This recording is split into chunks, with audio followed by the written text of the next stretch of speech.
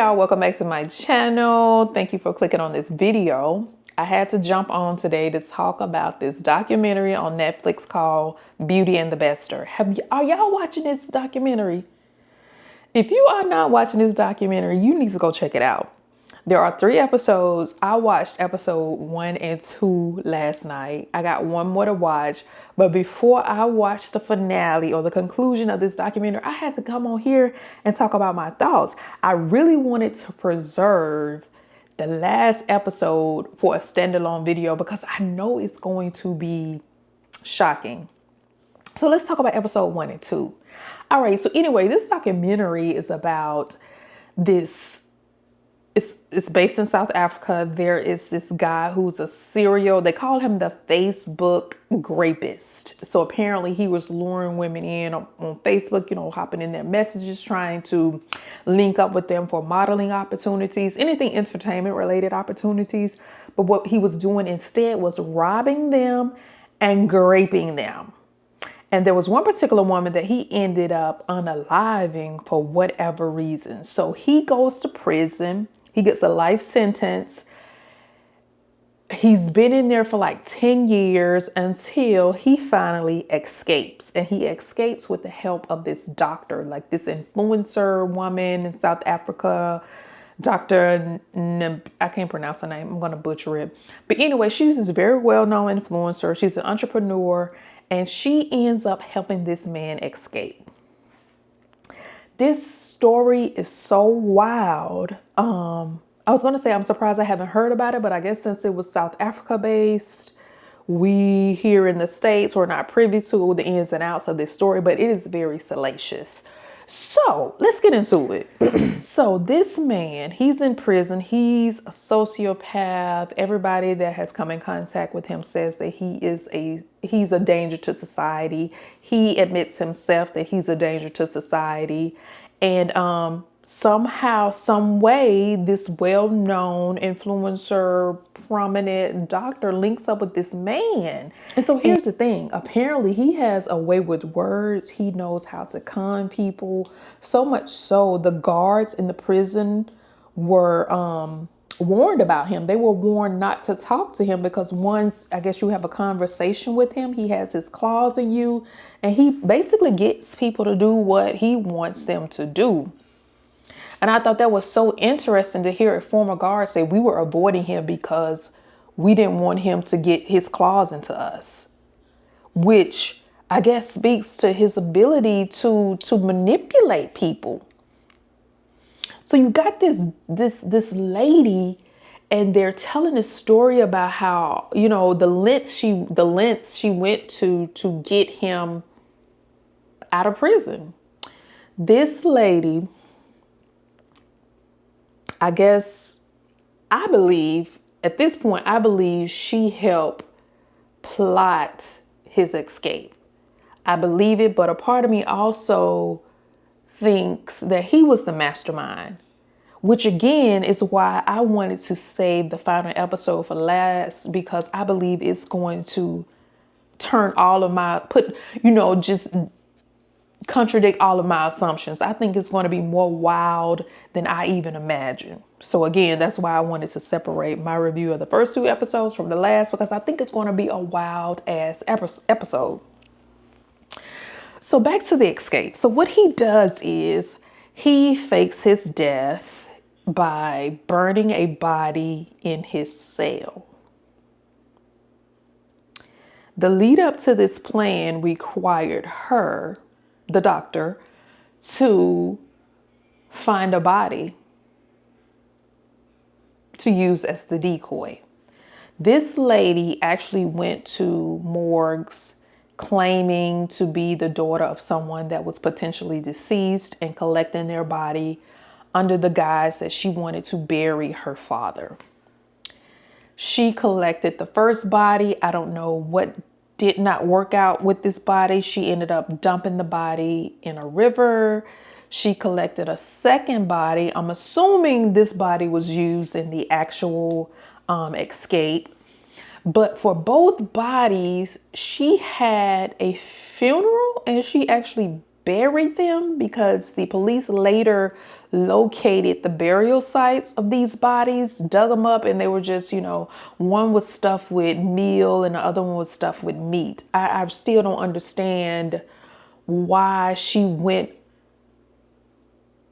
along with burying these bodies. I don't know if there was an actual funeral. I don't know why she took it that far, when in essence, all she really wanted to do was use the body as a decoy for him, right? So the whole thing was very suspicious from the onset by, some people, but not the police. Some people, like the judge, I guess that's affiliated with this case, he thought it was very suspicious that someone would commit suicide by burning themselves in a bed. So they started to invest. Well, he did not investigate. He was just trying to sound the alarm on his suspicions, but the police were not hearing it.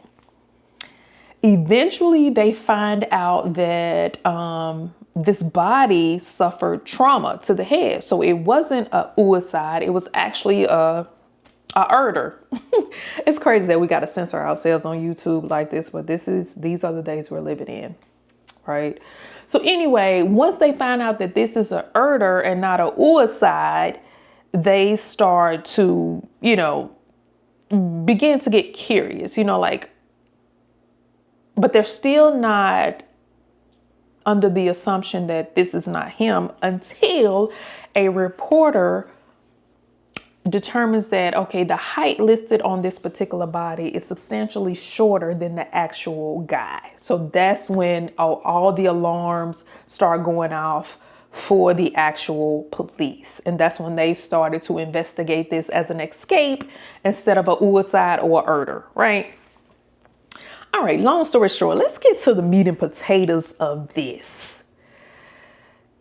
They find out that this woman, the doctor, had been in contact visiting this man since 16 or 18.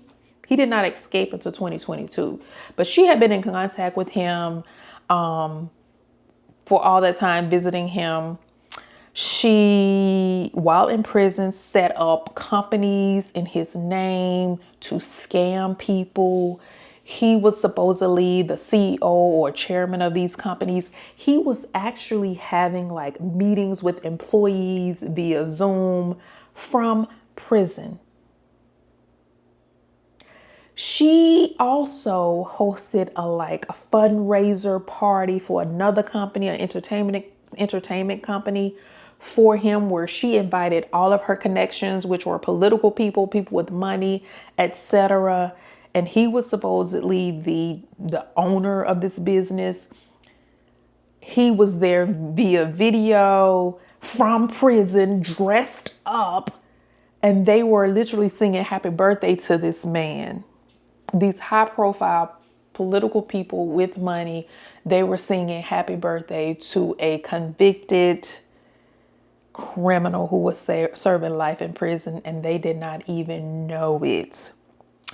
So she set these businesses up. She collected all this money. Basically, she was running the scam for him on the outside while he was inside. Now, all of this was occurring before he eventually escaped. That got me really intrigued, because during the first episode, I was approaching this thinking, okay, what was her true involvement? So I was just assuming that her involvement was minimal, and also that her involvement was under duress. But all of these things that I just discussed leads me to believe that she was not under duress, right?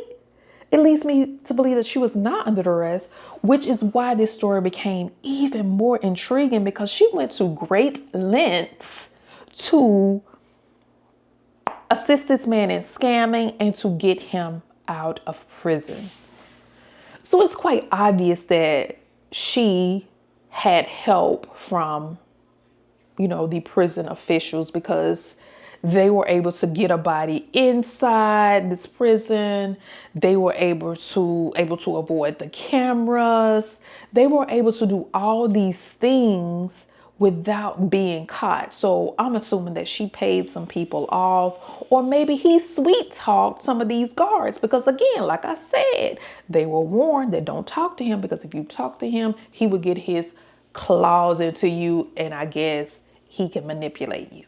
I don't know what kind of voodoo or hoodoo he was practicing, but that was his reputation. And based on everything that has occurred, it sounds like it's true that he has those abilities, whether it's with the prison officials or with this woman, because he had this woman out here doing reckless stuff, using her government name, which could all be traced back to her. Like, she was not thinking at all when it came to doing this man's bidding. So what was even more brazen about this story is once he escaped prison, you would think they would have ran off to another country, hiding out or whatever. They did not. They stayed in South Africa.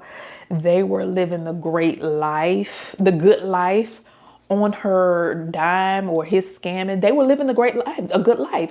Not only were they living a good life, she had integrated him into her life. She had integrated him into her workplace. Her co-workers were introduced to him as, under a different name, of course, as some type of business partner. He was basically running things in her medical practice and also running things in these scammy businesses that she had helped him set up. They were out not hiding. They were in plain sight. So the case did not break, because up until this point, they really thought this man was unalive, right? They really did not know that he was alive. He had been free for almost a year before law enforcement even got wind that he had actually escaped and not been, deceased. He had been living his life for almost a year with her, integrated into her life, integrated into society. Now, keep in mind, this is the man that admitted to himself and to others that he is a danger to society. But this is the kicker, y'all. Not only did this lady do all of this stuff, she also assisted him in potentially raping another woman. So he was back to his same old stuff of contacting people on, I don't know if it was Facebook that he contacted this lady on, but he contacted her and basically offered her an opportunity to do something in entertainment. And she ended up meeting him for lunch or some type of dinner or business meeting. He was also using the doctor's name for credentialing purposes. This lady was familiar with the doctor. She even called the doctor up and like, hey, just trying to suss it out to make sure he was legit. The doctor, Dr. Nambibi, was like, yeah, this is legit. Go to this place, basically telling her this is your opportunity. Yes, this is legit. All alone knowing what this man was planning for this woman, which was going to be rape or murder. And this doctor knew this and was trying to assisting him in carrying this out, I guess, successfully. But this woman's discernment and intuition kicked in. She was like, it did not seem right. Something was not right about this. So she never, met up with him in this other location, because they were supposed to meet somewhere else out of town. And, they interviewed her and she was like, yeah, this woman knows I have kids. This woman knows I'm divorced. She put me in danger. Like, I have no respect for her. And so by this point, I'm like, dang, this man really has this doctor under her spell. But here's the confusion for me, right? During the time, that year or whatever, or even the years prior to him escaping, this woman was living a seemingly happy life. She was not exhibiting someone that was under duress by anyone. She was, doing what influencers do, posting, looking happy, displaying her wealth and all of these things. So she did not look under duress during this time in which he was locked up and she was out here assisting him with scams. She did not look like she was under duress, the first few months post escape. She was introducing him to her co-workers. So the whole time I'm just it's just wrecking my brain. Why did she do this? Why did she agree to this? Is she the mastermind? Maybe she's the mastermind. And maybe he's not. I don't know. I just have all of these questions, again, which made this documentary so freaking interesting. They get a tip from someone who took a picture. They were trying to take a picture of her because she's a celebrity. She's an influencer. And he's in the picture. Her and him is out shopping, y'all. And so this person sends the picture to the cops. And now the cops know, okay, Dr. Nabipa, whatever her name is, she's in on this. They were already kind of, no, I ain't gonna say the cops were suspicious. The reporters were already suspicious of her involvement because all of these steps she took to try to collect his body, claiming to be his wife when she was already married with 2 kids. And we still have not seen the husband, the real husband at this point. Like, what happened to him? We did not hear about him in these first 2 episodes at all. So I'm curious. Obviously, they're estranged. I'm curious what happened with the husband. She has 2 kids, y'all. She got this man around her kids. He's living in her mansion with her and her kids. It's a mess. But here is the kicker. Once they find out that he is not unalive and he's with her and she has some type of involvement, the 2 of them go on the run. This woman didn't even pick up her kids from school. They go on a run. And that's where episode 2 ends, where now they are on the run. They're trying to track them down. They have now connected her to all these, intricate pieces that had to have occurred before the escape. They now know that she's involved. Y'all, this story is a mess. Let me know if y'all watch it. I will be back because I'm going to watch the final episode tonight because I'm salivating to learn how this story ends. Is she in prison? Because we have not seen her throughout this documentary, episode 1 and 2. Is he in prison? Do they do a suicide together at the end? I'm just so curious to know how this ends. And please, no spoilers. Not that I'm gonna see them anyway, because I'm going to watch this episode in a few hours. But I'm so curious as to how this ends, because also episode 2 ends with them listening to a voicemail from him where he's threatening her, like, you better answer my call. If you don't answer my call, I will break you. I will break your face. Do you hear me? Do you hear me? And she's like, yeah, I hear you. Which now has me questioning.